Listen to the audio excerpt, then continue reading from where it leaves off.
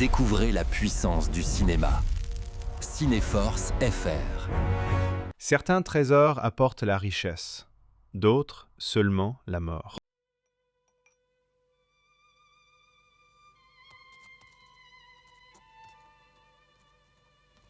La terrible affaire du pacte de mort se déroula à Londres en 1887. Ce fut l'un des épisodes les plus pénibles et les plus déroutants de ma longue collaboration avec M. Sherlock Holmes. Rien ne pourra jamais atténuer dans mon esprit l'horreur profonde de ces événements qu'il me semble aujourd'hui indispensable d'ajouter à cette chronique. Si, dans l'avenir, un étranger vient à prendre connaissance de ces mémoires, il comprendra, je l'espère, que j'ai longtemps préféré ne pas parler de ce drame lorsque j'ai entrepris de raconter pour les livrer au public les exploits de mon ami. Car cette tragédie m'a semblé trop affreuse pour être révélée.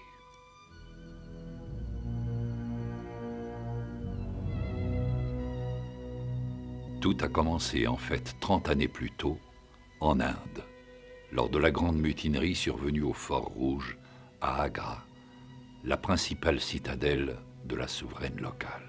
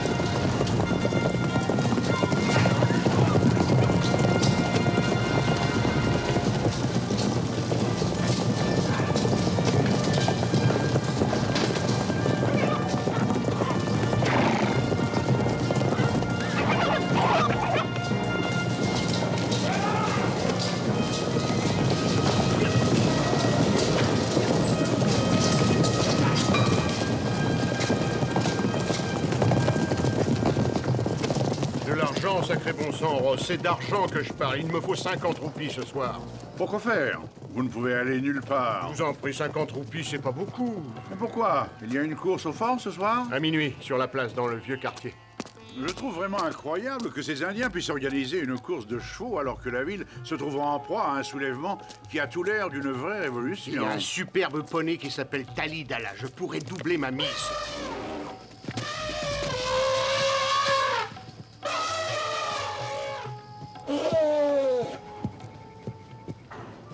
Allons, vous ne pouvez pas vous absenter ce soir. Vous et moi, nous avons reçu pour mission de surveiller 25 portes jusqu'au lever du soleil. Laissez-moi m'éclipser 1 heure dans la soirée. Mon cher, nous combattons une révolte. Mais non, les rebelles n'approcheront pas du fort, pas avec Wazir Khan sur la colline. Ne soyez pas naïfs, Wazir Khan nous laissera tomber pour se joindre aux rebelles à la première bonne occasion. Mais il est notre Maharaja, il nous est entièrement dévoué.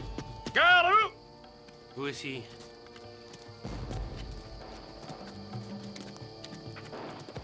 Votre nom? Small, Major. Première classe, Small. Tout est en ordre, première classe, Small.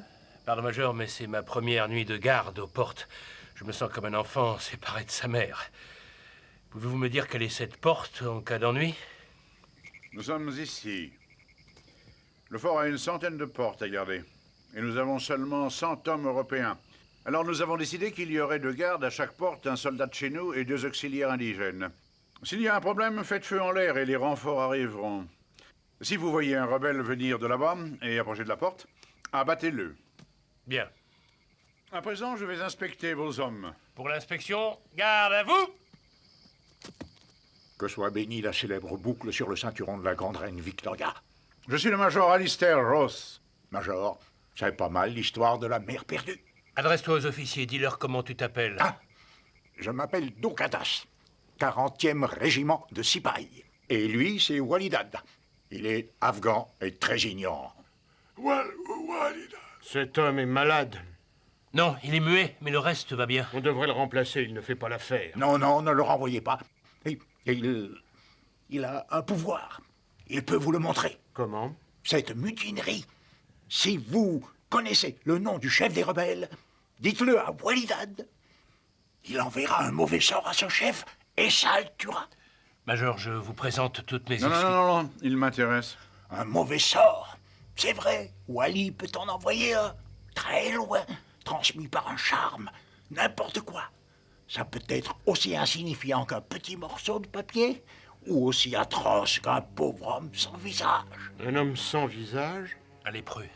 Les magiciens qui connaissent tous les secrets savent comment envoyer un sort qui va s'abattre sur la poitrine de son ennemi et provoquer sa mort pendant son sommeil. Comme le dieu de la mort, Saïb. Seigneur, ça me donne des idées. Walidad est un sorcier. Laissez-le envoyer un sort pour vous. Peut-être que ça peut terminer la mutinerie. Le dieu de la vengeance viendra à son aide. Sois un peu raisonnable. Ne mêle pas les dieux païens à cette histoire. Small, c'est de l'insubordination. Capitaine, ne frappez pas mes hommes. Sinclair! Je vous présente mes excuses pour cet officier. Vous aviez raison en première classe. Mangez. Oui, Major. Bien, nous allons finir notre ronde et ensuite nous préparerons notre rapport. Ouvrez l'œil. En route, Sinclair, ça va être l'heure de la course de chevaux. Ce serait ridicule de la rater. Quant à vos 50 roupies, nous allons en parler.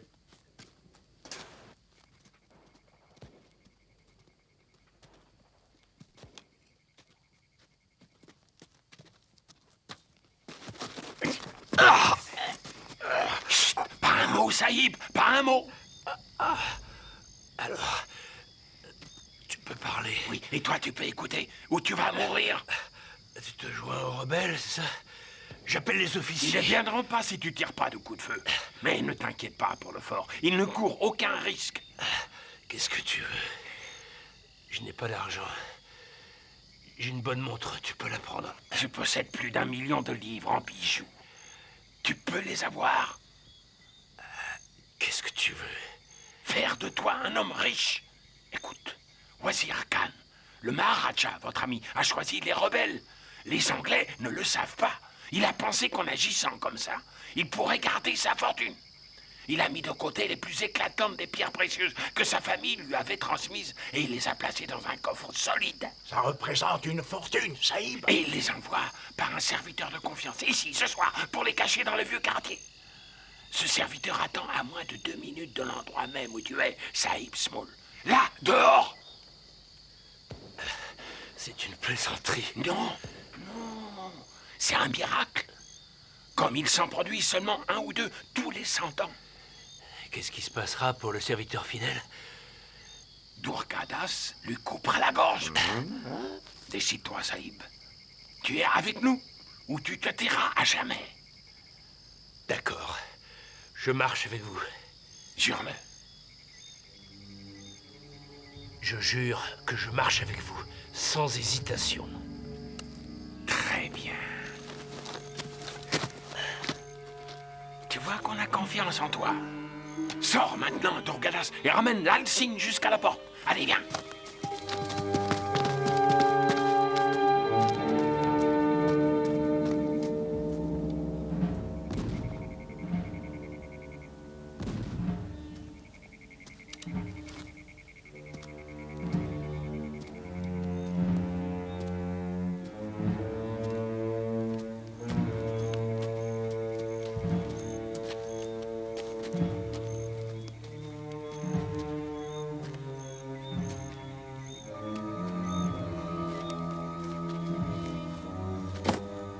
Voilà.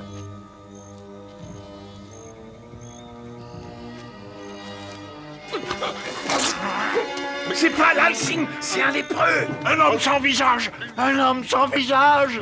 Ah, Maya, le mauvais sort. C'est horrible.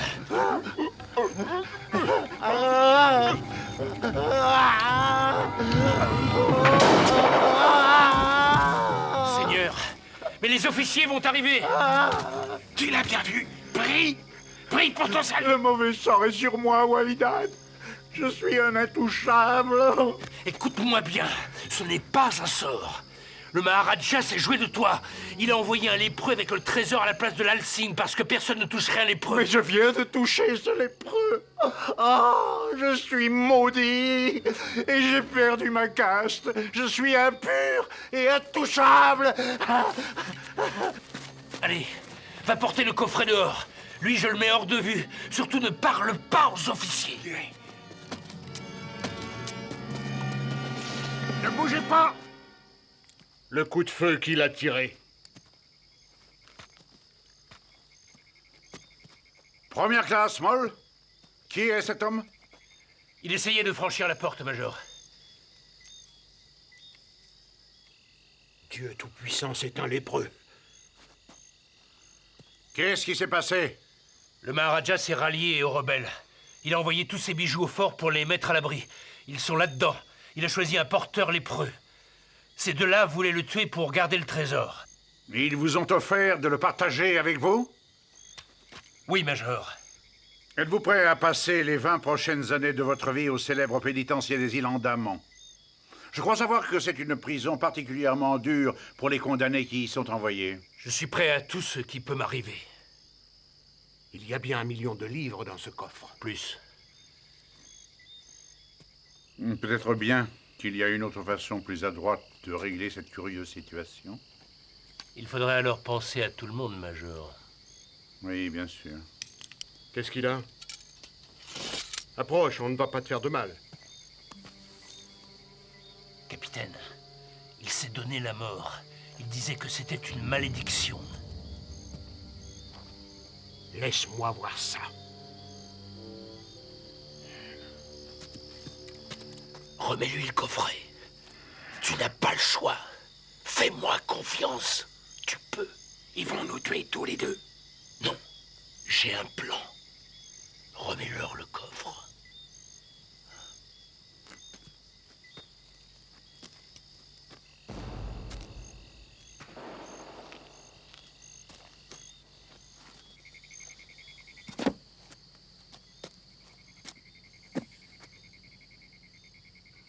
Alors, discutons. Discutons. Mais tu parles? Je parle trop bien. Dans cette Inde qui est soumise aux Blancs, il vaut mieux se taire et écouter. Tu étais un muet très convaincant. Ne me flatte pas, Saïb. Pourquoi tu as peur? On ne va pas te tuer? Il n'y a pas la moindre place pour moi dans vos plans. Si, bien sûr. Étrange. Les jolies fleurs dépêchées recouvrent tout le flanc de la colline. Mais ici, il n'y a que poussière et mauvaise odeur. Allons, je te le répète, n'aie pas peur. Nous sommes ensemble dans ce coup. Ensemble? Alors mes yeux sont aveugles. Le trésor est à vous deux. Pourquoi? Pourquoi? Parce que des blancs comme vous deux ne peuvent pas s'associer avec deux potentés. Tuez-le! Non! Ah!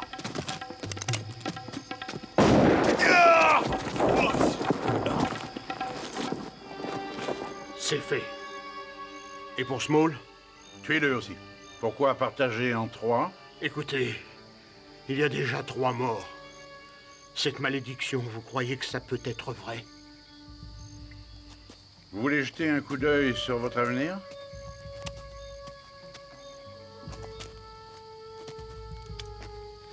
Je l'ouvre? J'ai peur. Et de quoi? C'est peut-être vide. On affirme souvent qu'il n'y a rien de romantique en Inde. Ce n'est pas vrai.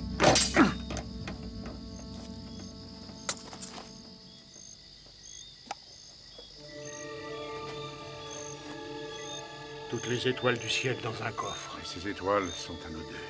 À vous et à moi.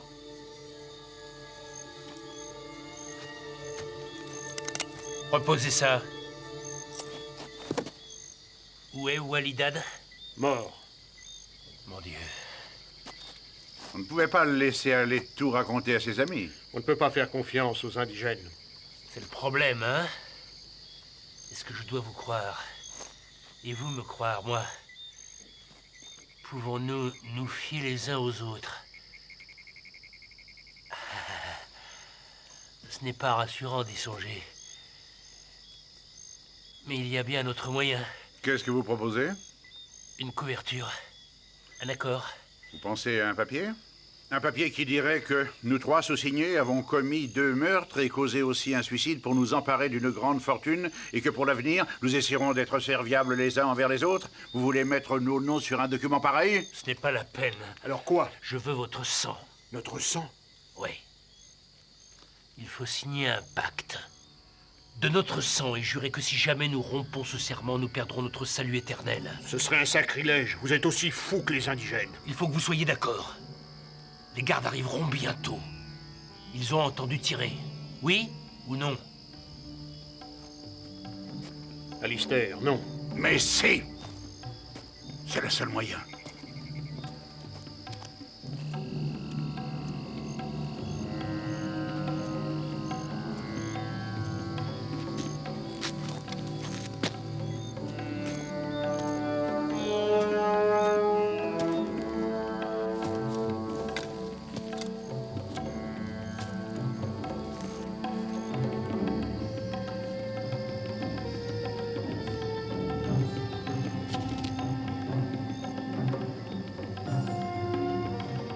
C'est un sacrilège.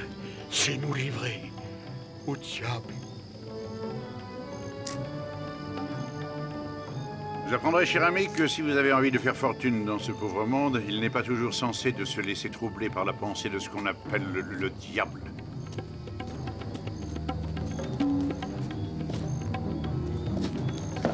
Et vous voulez avoir la fortune, n'est-ce pas? C'est ce que vous avez toujours désiré?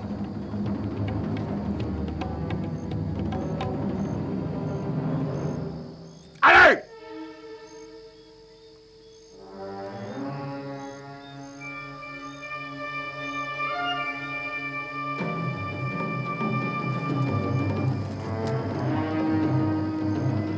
Maintenant, nous allons jurer tous les trois.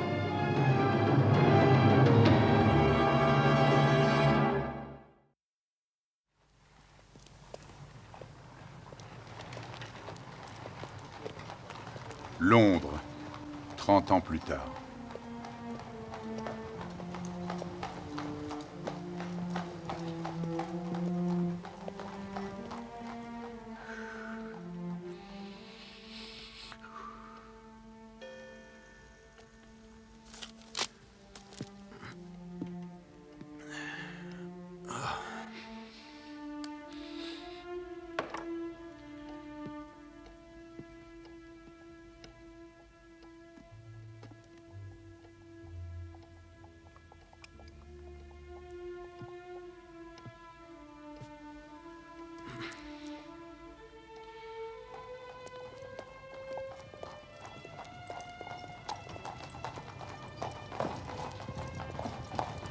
Oh!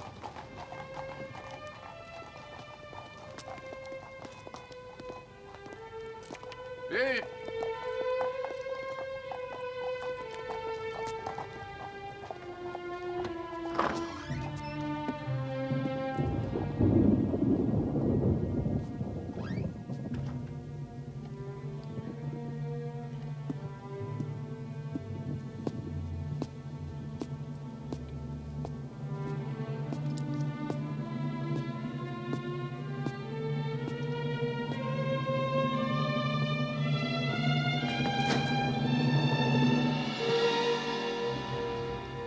Ce revolver, c'est pour me tuer? Vous semblez parfaitement capable de vous tuer tout seul et sans mon assistance. Vous développez un certain penchant à la mauvaise humeur contre lequel vous devriez lutter si c'est encore possible. Oh, pardon. Je viens d'officier toute la journée comme starter de course à pied à Pimlico. J'avais oublié que je tenais ça à la main. Le courrier est arrivé. Oui, comme vous pouvez le voir.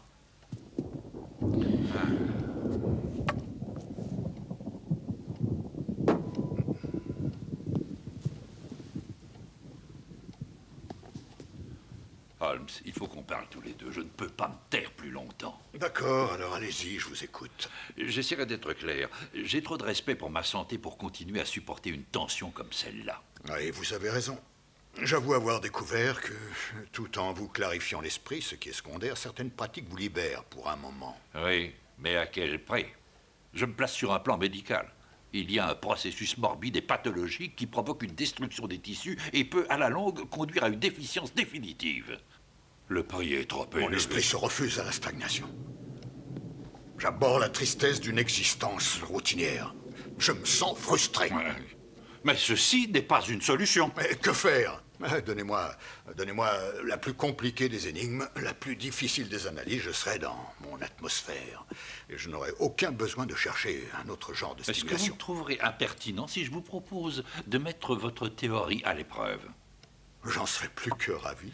Cette montre est tombée tout dernièrement en ma possession. Peut-être que vous pourriez découvrir quelques caractéristiques de son dernier propriétaire?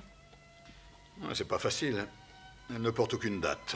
Et en plus, elle a été nettoyée récemment, ce qui me prive de renseignements importants. C'est exact. Elle a été nettoyée juste avant de passer en mes mains. Ce qui constitue, je dois vous le dire, une bien pauvre excuse pour expliquer votre déconfiture. Je n'en fais pas une excuse. C'est une montre de grand prix qui appartenait à un homme très bien, qui faisait preuve, malheureusement, de fâcheuses habitudes. Il avait pris un bon départ dans la vie, mais il avait gâché ses chances. Il a connu une réelle pauvreté avec de temps à autre des intervalles de prospérité. Mais à la fin, il s'est mis à boire et il est mort. Cette montre, en fait, appartenait à votre frère aîné. Ce n'est pas digne de vous, Holmes. Vous aviez bien entendu étudier la vie de mon pauvre frère et vous me faites croire que vous déduisez ces détails de vos observations et rien d'autre. Mon cher ami, je vous dois toutes mes excuses. J'oubliais à quel point ces faits pouvaient être encore pénibles pour vous. Mais croyez-moi, jamais je n'ai su que vous aviez perdu un frère avant de regarder cette montre. Alors où diable avez-vous trouvé toutes vos remarques? Elles sont absolument exactes jusqu'au moindre détail. Vous n'avez pas pu deviner tout ça. Je ne devine rien. C'est une mauvaise habitude qui détruirait toutes mes facultés. J'ai commencé par établir que votre frère était peu soigneux. Regardez la partie inférieure du boîtier. Elle porte beaucoup de petites marques qui proviennent d'un frottement contre d'autres objets, des pièces ou des clés dans la même poche. Bon, ouvrez le boîtier. Quand un prêteur sur gage reçoit une montre, il grave d'ordinaire le numéro du ticket à l'intérieur du boîtier avec la pointe d'un poinçon. Or, il y a au moins 4 de ces numéros visibles sur ce boîtier. Conclusion, votre frère était souvent en basse eau, mais il avait aussi des périodes de prospérité. Sans cela, il n'aurait jamais pu récupérer cette montre. Regardez-la encore de plus près. Il y a des dizaines de marques autour de l'emplacement de la clé, provoquées par des tâtonnements. Les montres des ivrognes portent toujours des marques pareilles. Ils les remontent le soir et laissent ces traces parce que leur main est incertaine. Vous avez dit que cette montre était tombée en votre possession. Vous ne l'avez pas achetée. Les initiales HW sur le boîtier font penser à votre famille. Si cette montre vous est venue par héritage, comme votre père est mort depuis longtemps, elle ne peut provenir que d'un frère récemment décédé. Où est le mystère dans tout ça? Toutes mes excuses, Holmes. J'aurais dû avoir plus de confiance. Vous m'épatez, Holmes. Merci. Je me sens l'esclave de mes facultés. Je suis fait pour penser, Watson. Le reste de moi est une espèce d'appendice. Toutefois, la jeune femme dont on va avoir la visite nous apportera peut-être un peu d'intérêt. La jeune... Ah, comment saviez-vous que... Élémentaire. Oui, élémentaire, je sais. Je vous demande pardon, messieurs. Je m'appelle Irène Sinclair. Et moi, Sherlock Holmes, le docteur Watson, mon ami et collaborateur. Très heureux, mademoiselle. Merci, docteur Watson. Pardonnez-moi, messieurs, je viens d'avoir la plus grande peur de ma vie. C'est vrai, c'est très intéressant. Enfin, c'est affreux. Mademoiselle, je vous en prie, reposez-vous une minute pour reprendre vos esprits. J'ai lu le récit de vos exploits, monsieur Holmes, mais je pense que vous ne pourrez rien pour moi. Ne vous inquiétez pas si c'est une question. Mademoiselle, exposez-nous votre problème, s'il vous plaît. Sachez que ma profession est une récompense à elle seule. Mes dépenses sont largement couvertes en ce moment. Mon dernier client était un roi de la finance. Mademoiselle, voulez-vous un peu de thé? Vous frissonnez. Pas de froid. Mais de quoi? De peur, docteur Watson. De terreur. Ce papier est arrivé par la poste hier dans la matinée.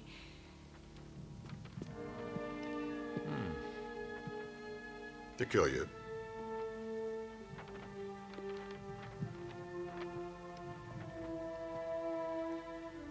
« 1857, exactement 30 ans. Ce n'est peut-être pas grand-chose, une farce d'enfant, mais quand mon père l'a ouvert, Il a perdu connaissance et il est tombé sur le tapis. Je l'ai aidé à se coucher et il a refusé de me parler de ce papier. Mais le soir, il s'est mis à crier. J'ai couru dans sa chambre. Il se tenait dans un coin, murmurant des mots sans suite à propos d'une malédiction. Il était pitoyable. Alors, j'ai aperçu. Oui, continuez. Et j'ai aperçu contre la fenêtre à l'extérieur une drôle de chose, un genre de grande croix. Elle tenait la largeur du panneau. Ça m'a semblé trop petit pour un homme, mais je pense que cette chose était réelle. Puis elle a disparu. Monsieur Holmes, en général, je suis réaliste. Et de plus, je ne suis pas superstitieuse. Mais ce que j'ai vu, je l'ai vu. J'ai pleine confiance en votre jugement, mademoiselle. Ah, Dieu merci. Ce matin, monsieur Holmes, je suis allée dans la chambre. Mon père n'y était plus. Ah oui? Mademoiselle, avez-vous une idée de ce que pourrait signifier ce papier? Aucune. Ça me brise le cœur de penser à mon père, tout seul et terrifié, errant dans le brouillard. Docteur Watson, monsieur Holmes, j'espère que vous ne m'abandonnerez pas. Ma chère demoiselle, pourquoi ferions-nous une chose pareille? Mon père s'adonne à l'opium. Ça arrive à des gens très bien. C'est comme ça qu'est parti le peu d'argent que nous avions. Docteur Watson, j'adore mon père. Un mystère s'est produit autrefois dans sa vie et son esprit en est resté affecté.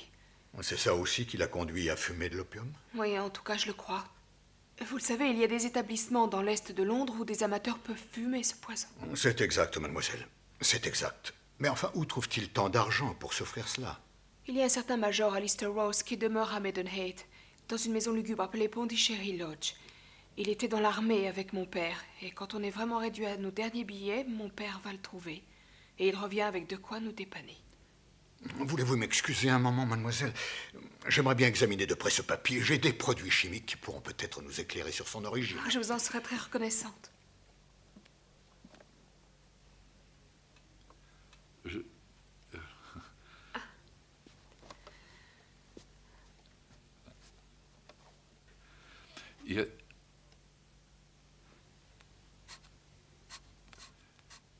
J'espère que vous vous sentez plus détendue, mademoiselle. Oui, merci, docteur Watson. Mademoiselle, votre honnêteté, votre courage, en face d'une adversité pareille qui devrait vous rendre à moitié folle de peur, est admirable, je vous jure. C'est extraordinaire. Mais je ne demande pas à être extraordinaire. Je demande d'être comme toutes les jeunes filles au monde. Pardonnez-moi. Qu'est-ce que vous allez penser de moi? Je viens seulement de réaliser que je n'ai pas d'amis. Et je me vois obligée de chercher secours auprès de vous en mendiant votre aide. Et pourtant, jusqu'à présent, enfin en tout cas, j'avais ma fierté. Oh, mademoiselle, vous l'avez encore. Vos yeux sont bons. Lorsqu'il vous regarde. Docteur Watson, j'ai vu des yeux qui étaient aussi menaçants que des pistolets. Mais les vôtres... Oh, mademoiselle. Appelez-moi John. Et considérez-moi comme votre ami. Mademoiselle, votre père a servi en Inde. Oui, monsieur Holmes. Et comment le savez-vous? Vous avez mentionné un autre militaire, un major Ross. Et ce papier vient de là-bas, c'est un papyrus. Ma chère, je ne veux pas vous alarmer, mais je crois que nous devons aller tout de suite jeter un coup d'œil à Pondicherry Lodge. Votre père a pu aller quémander quelques fonds à son vieux camarade. Sinon, il faudra que nous le retrouvions. On a juste le temps de prendre le train de 3h27 à Paddington. Pour arriver à Maidenhead avant la nuit. Monsieur Holmes, vous me coupez le souffle. Il va vous dire que c'est élémentaire. Oui, mais ça ne l'est pas.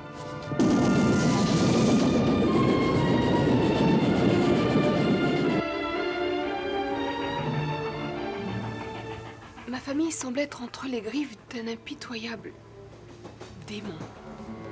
Comme si elle était poursuivie par un sort. Un sort? Tout à l'heure, vous parliez de malédiction. Pourquoi? Est-ce que vous croyez au surnaturel, monsieur Holmes? Je ne suis pas contre. Quand mon père est revenu des Indes, il n'avait pas d'argent. Il a épousé ma mère, Alice Snapper, qui possédait une vraie fortune. Et dès le début, il a joué beaucoup et il a investi stupidement. Et en quelques années, notre fortune avait fondu. Il a fallu aller habiter dans un taudis à Camberwell. Et l'année dernière, ma mère est morte. Oh, je suis vraiment désolé. Comment votre mère est-elle morte? Elle est morte dans un accident. Un accident de chemin de fer, tout près de Crewe. Je suis désolé. Je peux comprendre votre terreur. Pourquoi ça? Ces marques sur ce papyrus sont faites de sang humain.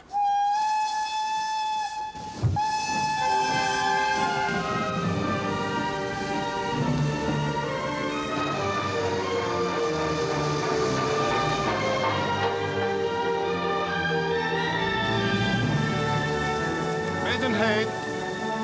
Maidenhead! Maidenhead! Maidenhead! Maidenhead!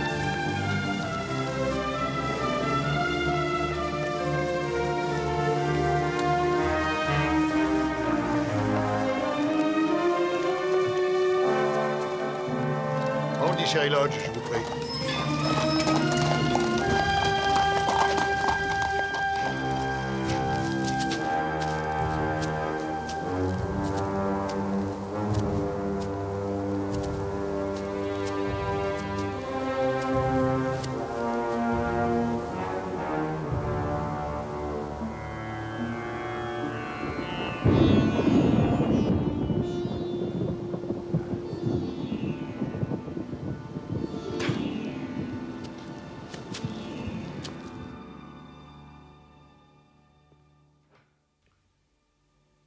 Major? Major?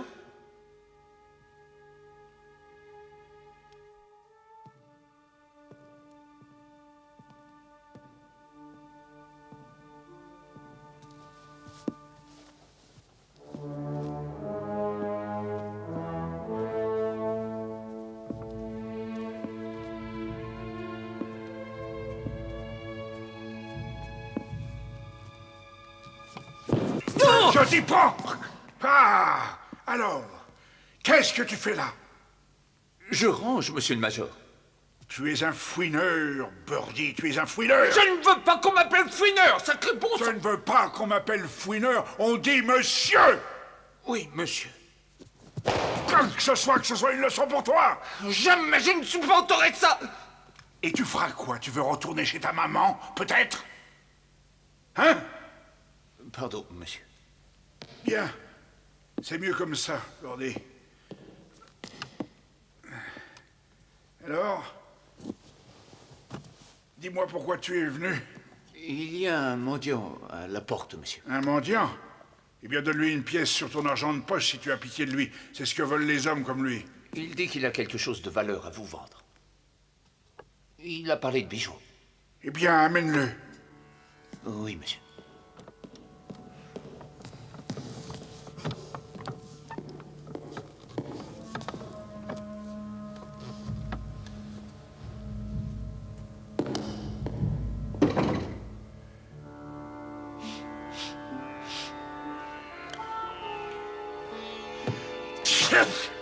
Par ici.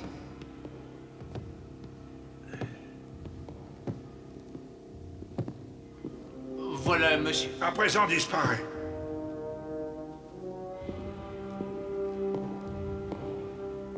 Bonjour, maître. Vous êtes étranger dans notre région, je suppose? Je viens d'accoster à Gravesend. Je viens de faire un voyage en Inde. En Inde? Et vous avez quelque chose à me montrer, si j'ai bien compris? Je crois qu'il s'agit de bijoux. Un petit cercueil. Un cercueil? Ça n'a aucune valeur. Ce n'est pas la boîte, c'est ce qu'il y a dedans.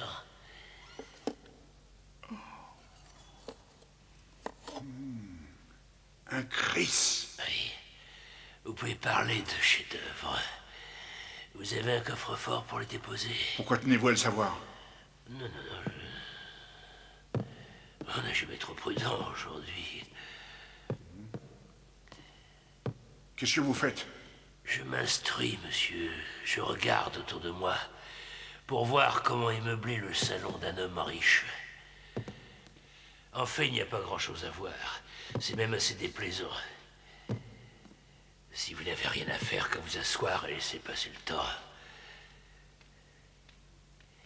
Comment avez-vous perdu l'usage de vos jambes, si je peux vous le demander? Au diable, votre impertinence!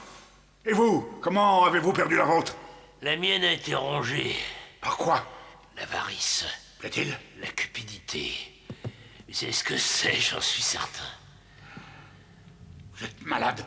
Oui. Peut-être que je suis malade ou fou. Peut-être que je ne viens pas pour vendre, mais pour acheter. Acheter quoi? Vous achetez votre vie. Le capitaine Sinclair. Je l'ai fait patienter au salon. Tu es un malin. Tu es un petit malin, c'est vrai. Montre la santé à ce monsieur. Et s'il essaie de revenir, prends un bâton et frappe-le.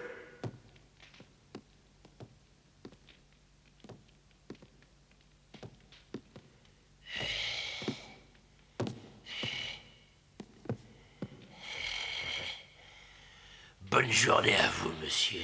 Dehors! Va chercher le capitaine Sinclair. Allez, dépêche-toi. Tout de suite.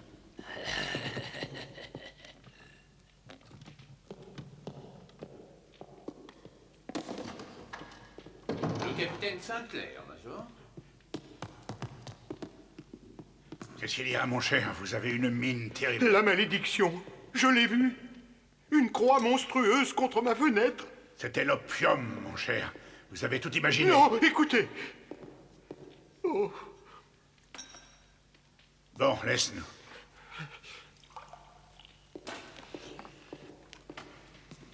Small est vivant. Quoi? Son morceau de notre pacte, il est arrivé hier par la poste expédiée de Londres. Si Small est dans le secteur, c'est pas après nous qu'il en a. C'est la pensée du trésor qui a dû le pousser à sortir de son trou pour se manifester. Donnez-le lui pour l'amour du ciel. Rien à faire, il est à moi.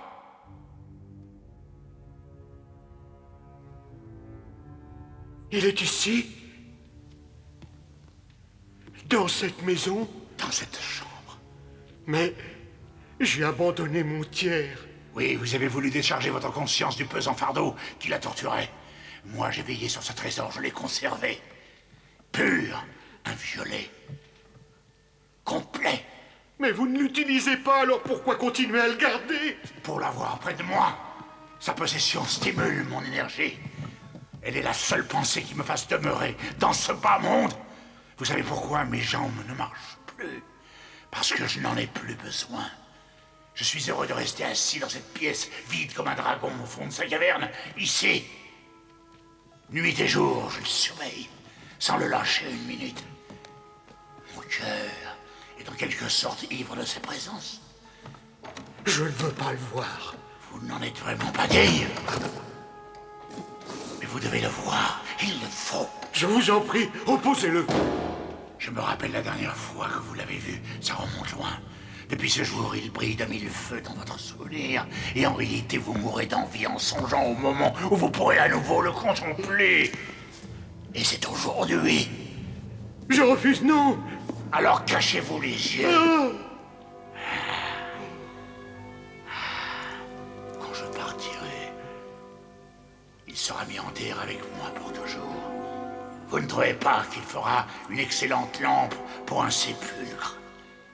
Parce qu'il brillera même au fond d'une tombe et lancera ses jolies flammes pour l'éternité en perpétuant ma mémoire.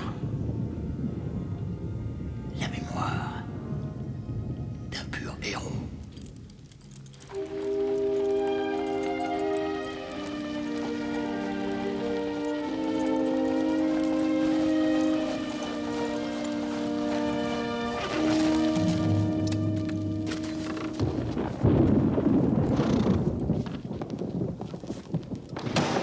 Sors de là! Un monsieur Sherlock Holmes voudrait vous voir, Major. Sherlock Holmes? Cet original qui écrit des articles curieux dans les journaux? Monsieur Ross, je présume, et le capitaine Sinclair. Je m'appelle Sherlock Holmes. Papa. Oh, papa. Est-ce que tu vas bien? Sherlock Holmes, l'amateur de meurtre. Qu'est-ce qui vous amène jusqu'à Maidenhead, monsieur Sherlock Holmes? Pourquoi n'êtes-vous pas à Londres? C'est pourtant la métropole du crime, non? Quel accueil! Sinclair, c'est votre fille? Oui, il y a longtemps que nous nous sommes vus. Ah, mais vous avez grandi, mademoiselle. Quel honneur! Il n'est pas entré une seule femme dans cette maison depuis que la mère de ce jeune homme a quitté son emploi. Je vous présente mon serviteur, Birdie Johnson, mais je vous demande de ne pas essayer de lui poser des questions parce que mentalement, il est dans l'état d'une feuille de papier blanc. Est-ce que vous désirez quelque chose, monsieur? Des chaises, pour commencer. On dit qu'une maison est complètement bouleversée dès que vous y entrez, monsieur Holmes. Vous vous mettez sur le champ à deviner et spéculer. Il paraît qu'aucun détail ne vous échappe. Épargnez-nous votre ironie, Major. Votre vie est peut-être en danger. En danger? Comment cela? Calmez-vous, Major Ross. Prenez donc une petite prise. Mais enfin, qui vous a dit que je le prisais? Bien que vous preniez soin d'enlever toute trace de poudre de votre visage avec le mouchoir que vous avez dans la poche de votre robe de chambre, l'ongle de votre index droit, et vous êtes droitier, est incrusté de particules de poudre brune, qui ne peuvent provenir que du tabac appelé Maharani et créé par la Compagnie de l'Est de l'Inde. Entrez, monsieur Johnson. Le panneau de chaîne de cette porte est trop épais pour que vous nous entendiez bien. Allume des bougies, bandit, pour l'amour du ciel. Il fait si sombre ici qu'on ne pourrait rien distinguer même avec la plus grande loupe. Vous ne m'amusez pas, monsieur. Ni vous non plus. Vous dites que ma vie est en danger? Quelle bonne raison pouvez-vous avoir pour venir jusque chez moi me dire une telle sottise? Peut-être ça. Où l'avez-vous trouvé?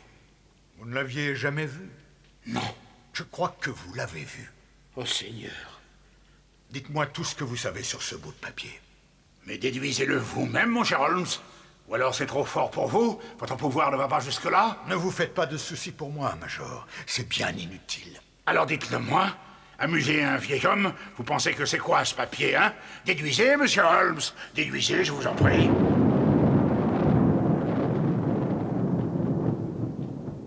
C'est un curieux pacte. Vous pouvez voir comme moi qu'il porte une croix. Au temps des premiers chrétiens, ça signifiait un accord secret qui était juré par tous. Celui-ci est assez inhabituel parce qu'il a été écrit avec du sang. Il y a 3 empreintes de pouces, toutes les 3 faites également avec du sang. L'autre côté du document est un morceau du plan d'un fort qui comporte beaucoup d'entrées. On en distingue environ 50, et on a seulement le centre du fort. Un homme un peu instruit pense immédiatement au grand fort d'Agra, la seule forteresse au monde qui possède 100 portes.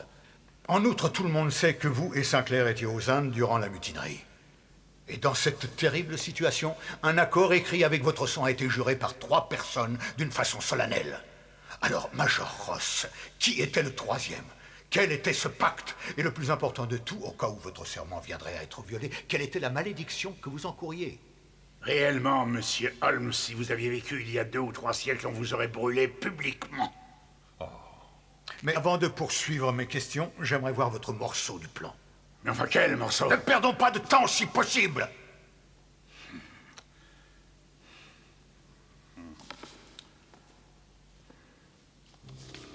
Tenez. Capitaine Sinclair, le vôtre.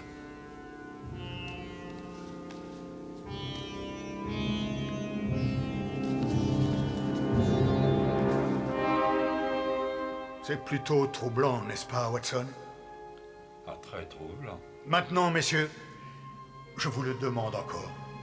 Qui était ce 3e homme? Jonathan Small. Qu'est-ce que vous avez fait là? Maudit idiot! Major Ross, je vous en prie, aidez-nous à venir à bout de cette horreur. On ne peut pas être amis. Des amis? J'ai appris à me méfier des amis. Quand j'étais aux Indes, j'ai eu des amis. Une véritable meute de chiens à la curée.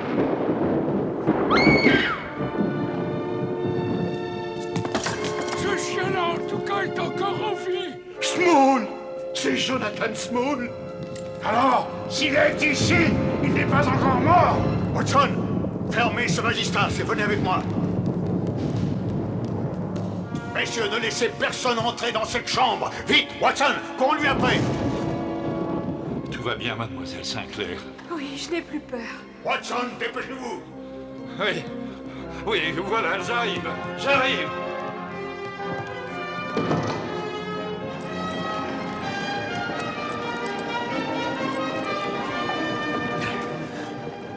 Watson, j'ai bien peur qu'il ne nous échappe.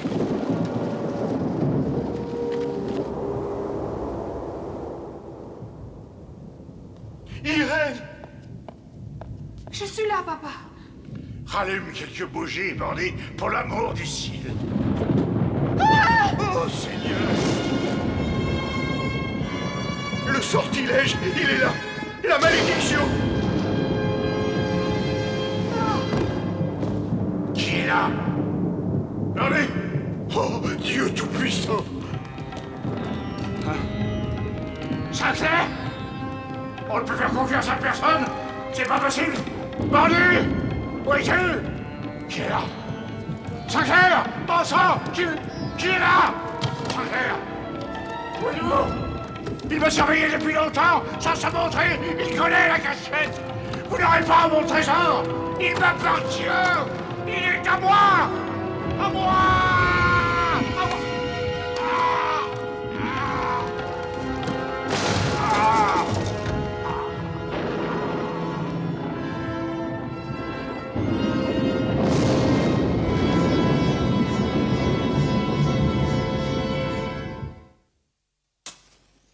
Deux heures plus tard. On va encore attendre longtemps. Holmes a fait appeler l'inspecteur Lestrade de Scotland Yard. Il faut que nous lui racontions ce que nous savons tous sur ce terrible meurtre. Ensuite, nous irons à Londres et nous chercherons votre père. J'espère qu'il ne sera pas trop tard. Et moi aussi. Inspecteur Lestrade, voici ma cliente, mademoiselle Sinclair. Enchanté, mademoiselle. Watson? Une pénible affaire, ça. Ah, une pénible affaire. Nous allons faire notre enquête aussi rapidement que ce sera possible, je vous le promets. Et ensuite, vous pourrez quitter cet endroit sinistre. À votre disposition, inspecteur. Pas très accueillant. Épargnez-moi vos commentaires, Hopkins. Bon. Il s'agit du major Alistair Ross.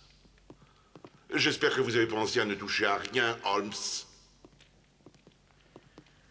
Je crois que ce ne serait pas sage de rentrer chez vous. Je vous suggère de venir plutôt avec nous deux à Baker Street pour la nuit. Voilà une magnifique idée.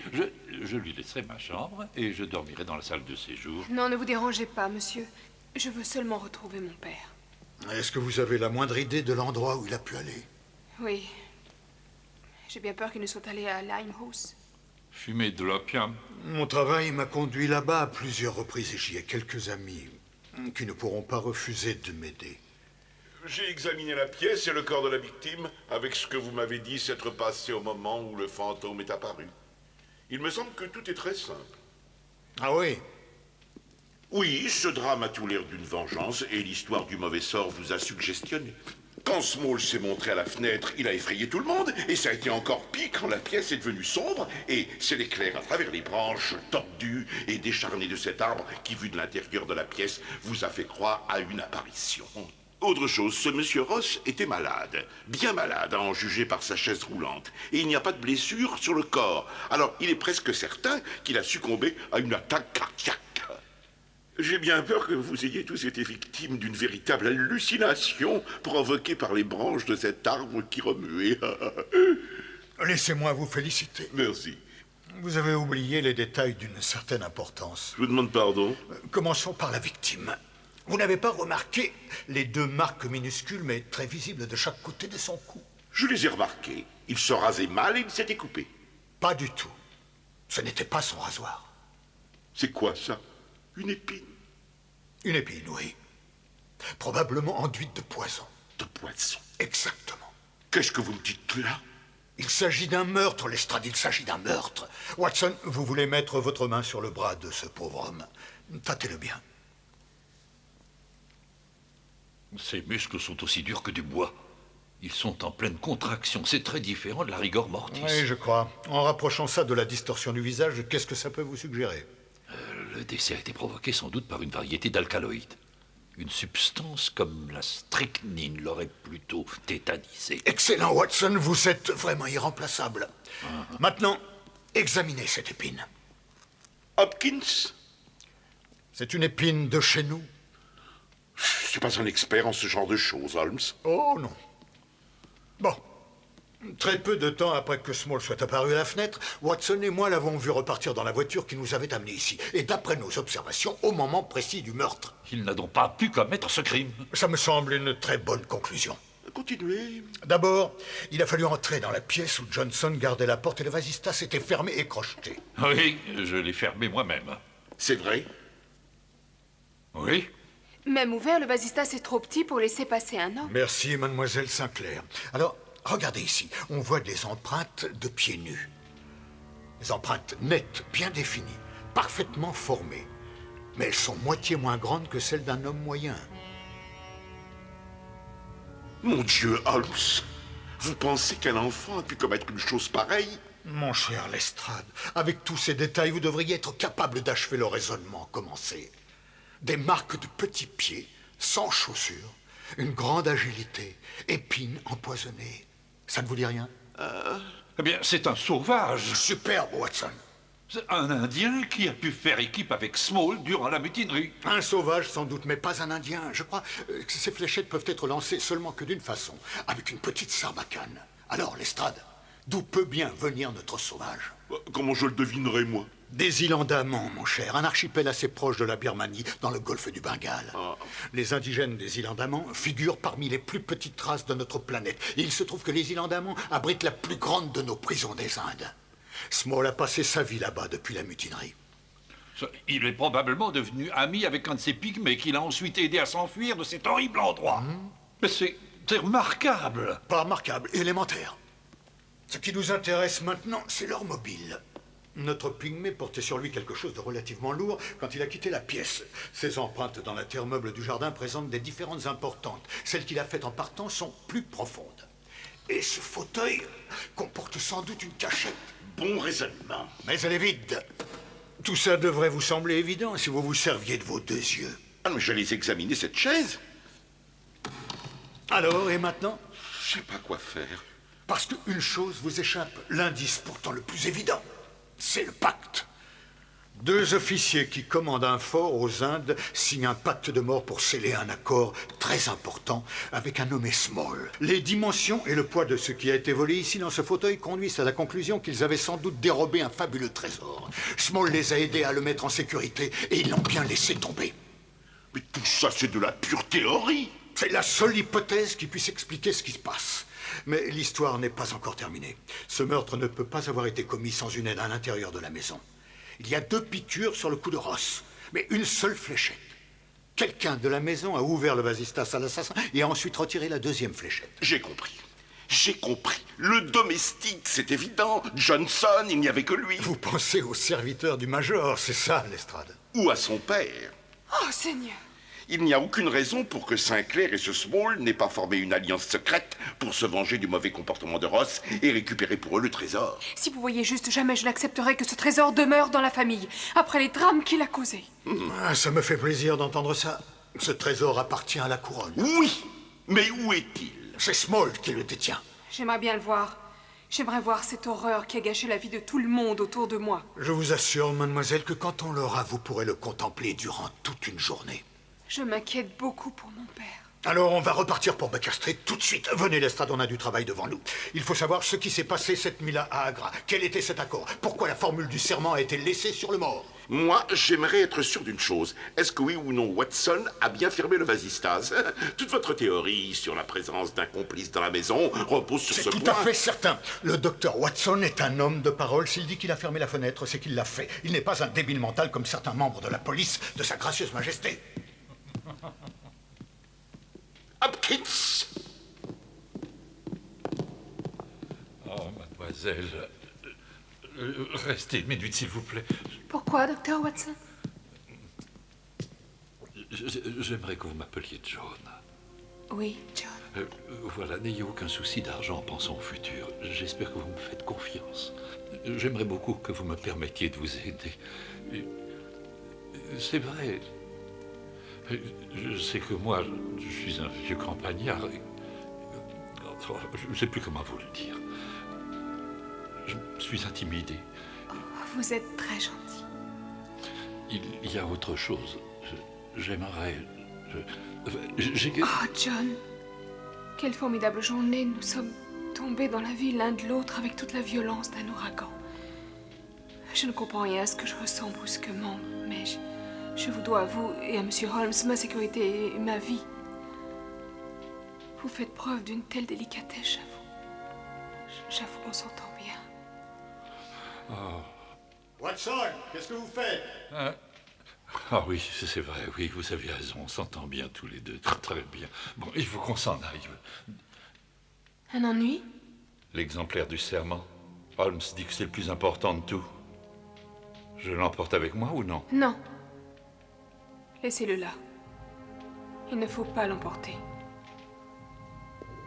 Bien.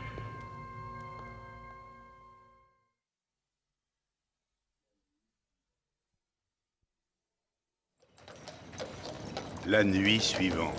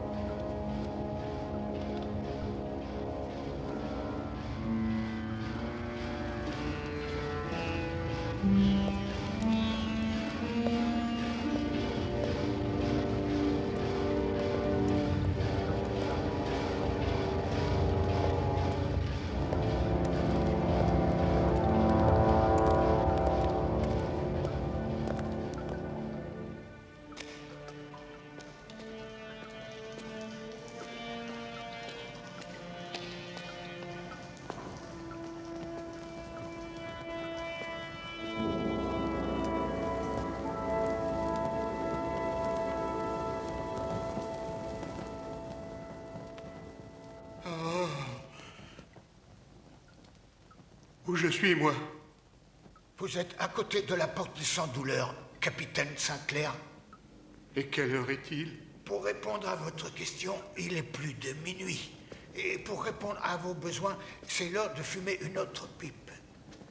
Quand suis-je arrivé ici? Dans la soirée d'hier. C'est dur de conserver la notion du temps quand on est ici.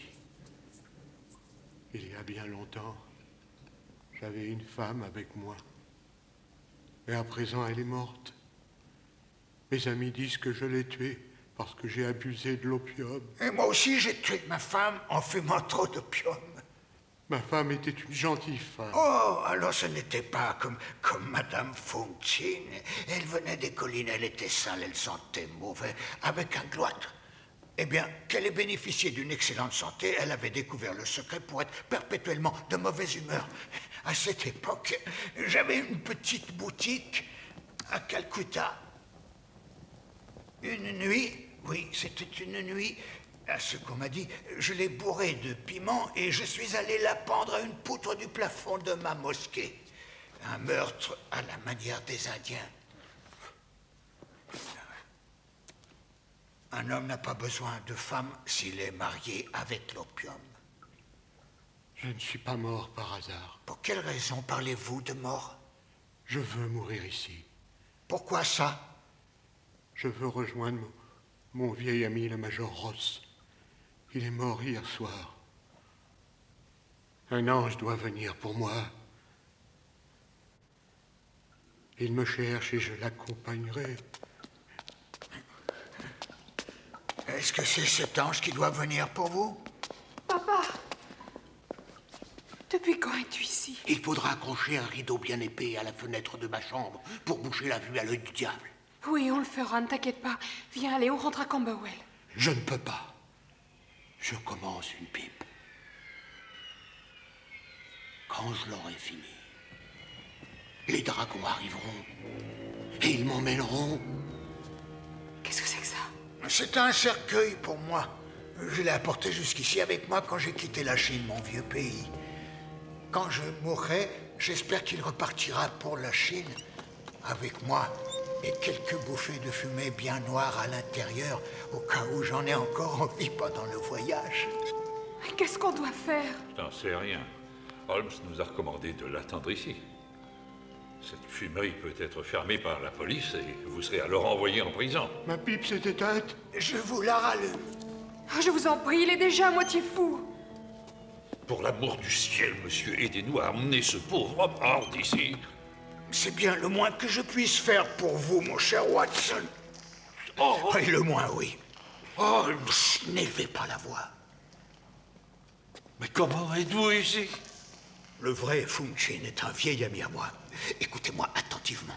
L'estrade et la police surveillent toutes les rues. Ce passage conduit jusqu'à un quai. Il y a un policier en faction. J'ai appris que Jonathan Small fouille toutes les fumeries d'opium. Quand il arrivera ici, je l'attendrai. Mais qu'est-ce que je vais faire, moi? Emmenez mademoiselle au premier étage de l'infâme gargote qui est en face de cette boîte. Mais ne mangez rien, surtout, et ne revenez pas par ici jusqu'à ce que je vous le dise. Je ne veux pas de distraction. Docteur Watson, John, je vous en prie, regardez-le, il respire à peine. Avez-vous demandé à Walidat s'il avait pu faire le nécessaire? Mais doucement, doucement, capitaine. L'Inde est très loin. Elle est à 1 mois de navigation. J'ai servi là-bas, moi aussi. C'est ce qui m'a valu cette patte folle. Une balle d'un rebelle. Il va s'en tirer, docteur? Eh oui. Il sera frais comme une rose dans quelques heures. Ouais. Papa, c'est dangereux si tu restes ici. Il faut que tu viennes à la maison avec nous. Oh non, ma chérie. J'ai peur de me faire tuer si je quitte cet endroit. Papa, je t'en prie, allons. Si j'ai le moyen d'atteindre le paradis avec une pipe, comment peux-tu en être jalouse? Tu mens. Tu n'as pas l'air d'être au paradis. Et tu donnes plutôt l'impression d'être une espèce de jouet cassé. Je ne supporte pas de te voir comme ça. Tiens, fume à en mourir. Ma chérie, vous vous sentez bien? Je lui ai jamais parlé de cette manière. Vous êtes complètement à bout de nerfs. Ne vous inquiétez pas pour lui. Il ne peut rien lui arriver. Holmes veille sur lui. Comment ça?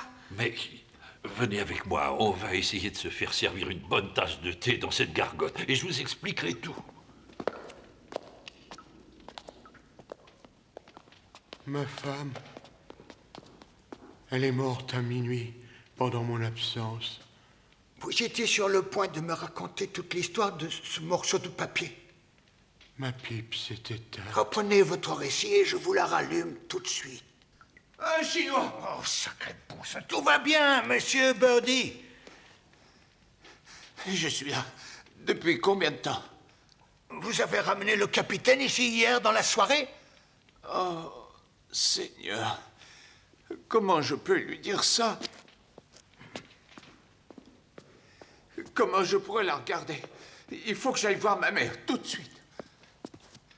Qu'est-ce que je dois faire? Cachez-le dans le fort. Entre le souk des armuriers et le bas du passage des celliers, tout près de la mosquée de Wazir Khan. J'ai un plan sur moi.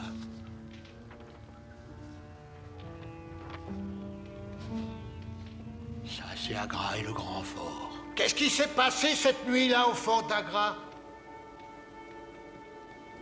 Il nous a maudits. Pourquoi il vous a maudit? Il a dit que si on manquait à notre Holmes! Holmes! Pour l'amour de Dieu! Holmes! Holmes! Venez près du feu et réchauffez-vous les mains. Je vais vous préparer une pipe. Je ne veux pas de votre saleté de poison, merci bien. Où est monsieur Sherlock Holmes? Vous l'avez drogué? Je fais boucler tout de suite cette antre de perdition. Vous n'avez aucun petit vice, inspecteur Lestrade? Pour un oriental, je vous trouve bien impertinent. Non, je n'ai aucun petit vice. Je regrette, monsieur. Un grand vice dans la vie d'un homme ne laisse pas de place pour de petits vices. Je veux parler de votre stupidité. Comment aussi fou?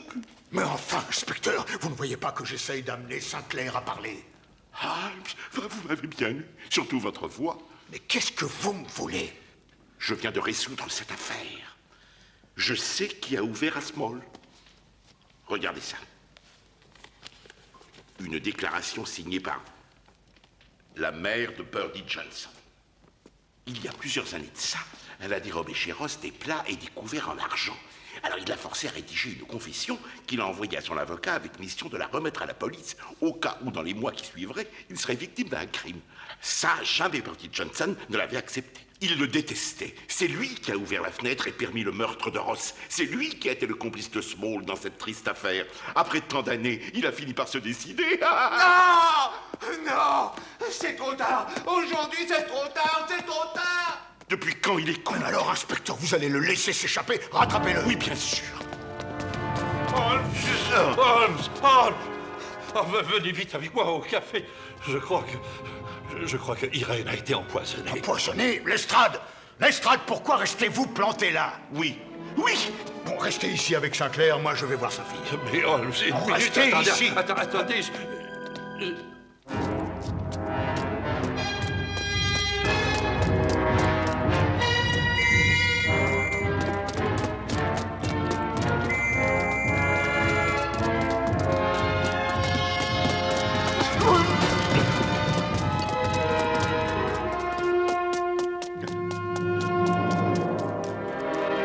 Hopkins, rattrapez-le, mon brave, rattrapez-le.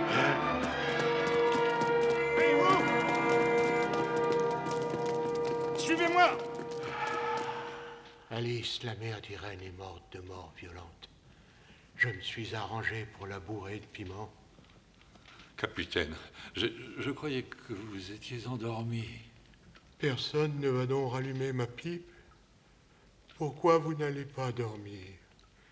La lune s'est cachée maintenant. Des caravanes arrivent du désert et d'autres caravanes y retournent.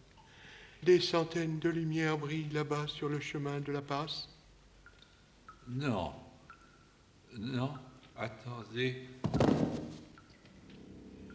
Tout est silencieux. Et moi, je vais pouvoir rêver.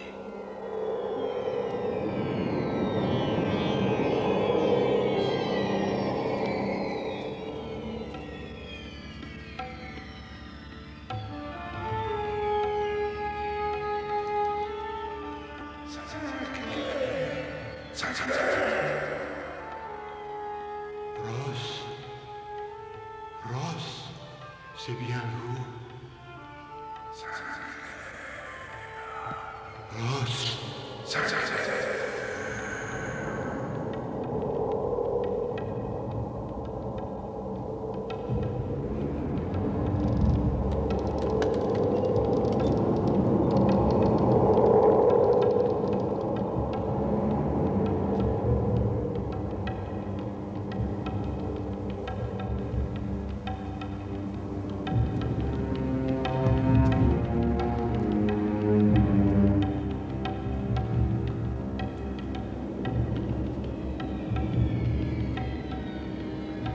Venez avec moi.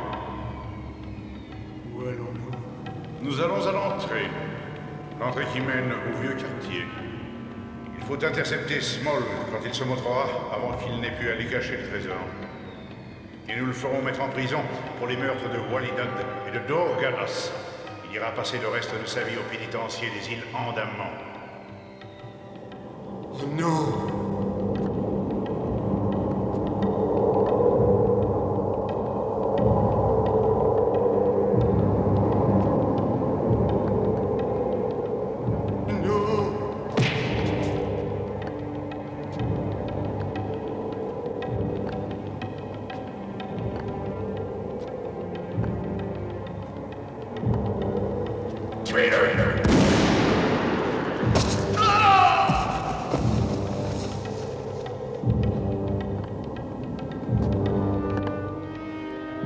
Parlez-lui un peu de votre jambe.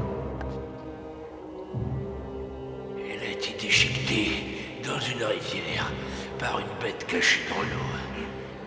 Peut-être un crocodile.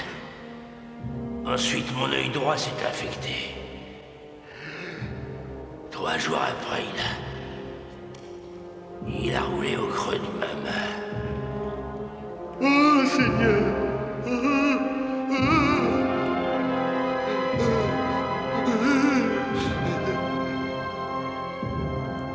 Bien, je vais vous laisser seuls tous les deux. Je suppose que vous avez beaucoup de choses à vous dire.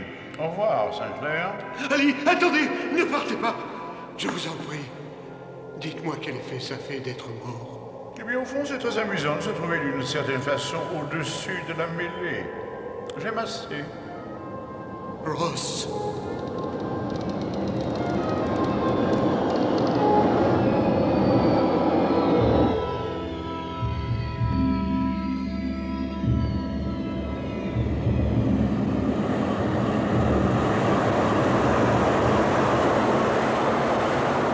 Jonathan Small.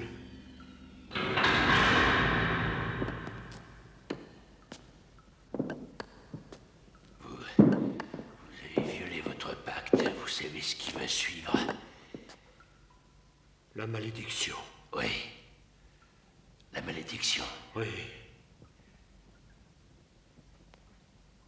C'est le salaire du péché.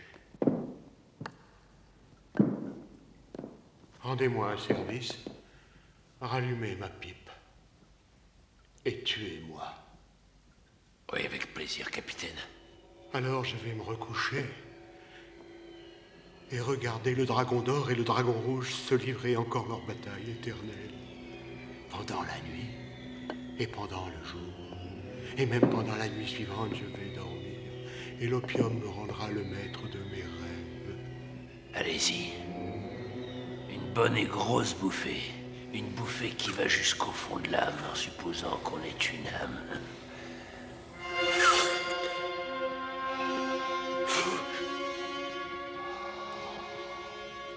Tenez. Et couvrez-moi, j'ai froid.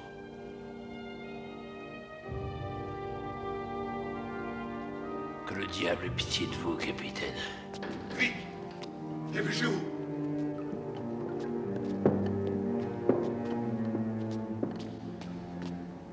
Ah, j'avoue que je me suis laissé surprendre. Je crains le pire. Comment elle va? Droguée. La théière était encore sur la table. Le thé a été drogué avec une certaine quantité d'opium. Elle sera sur pied d'ici quelques heures. Vous avez attrapé Johnson? Non. Non, il s'est enfui. Il court vite, vous savez, très vite. Mais soyez tranquille, j'ai envoyé après lui tous mes hommes. Tous vos hommes, y compris celui qui surveillait le port? Oui. Oh. Mais Watson y était, non? Si vous aviez pris le temps de regarder, vous auriez vu que Watson est inconscient, drogué sans aucun doute par le même pot de thé. Bah, il n'est quand même pas mort. Il va recouvrer ses esprits dans quelques instants. L'assassin a eu tout le temps. En droguant Irène, il s'est ménagé une excellente diversion qui lui a permis de venir jusqu'ici et d'assassiner Sinclair. Sinclair est mort? Voyez vous-même, regardez. Oh, c'est vraiment affreux, oh, il faut l'avouer. Oh, mais il est sous notre nez, pour ainsi dire. Oh, mais qu'est-ce qui s'est passé? Ça va mieux? Hein? Oui, en tout cas, je crois... Mon Dieu, je me suis endormi. C'est l'assassin qui a mis de l'opium dans le thé que vous avez bu. Irène. Une expérience désagréable pour une jeune fille, mais sans conséquences graves. Alors, Holmes, vous faites erreur, j'en ai bien peur. Aucune trace de violence sur Sinclair, pas de blessure ni de marque de coup quelconque. Non, notre meurtrier ne l'a pas tué. Encore? J'aimerais comprendre. Pourquoi ces hommes tremblent-ils tous devant un simple morceau de papier? Holmes, il y a les mêmes symptômes que chez Ross. Hein?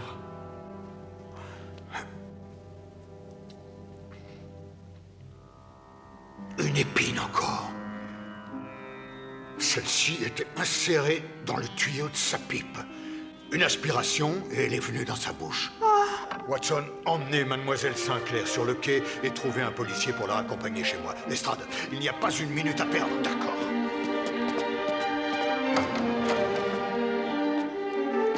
Venez avec moi.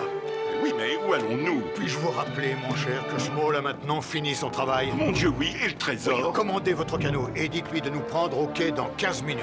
Small doit sans doute avoir déjà quitté le quai, mais avec votre canot rapide, on a encore une chance.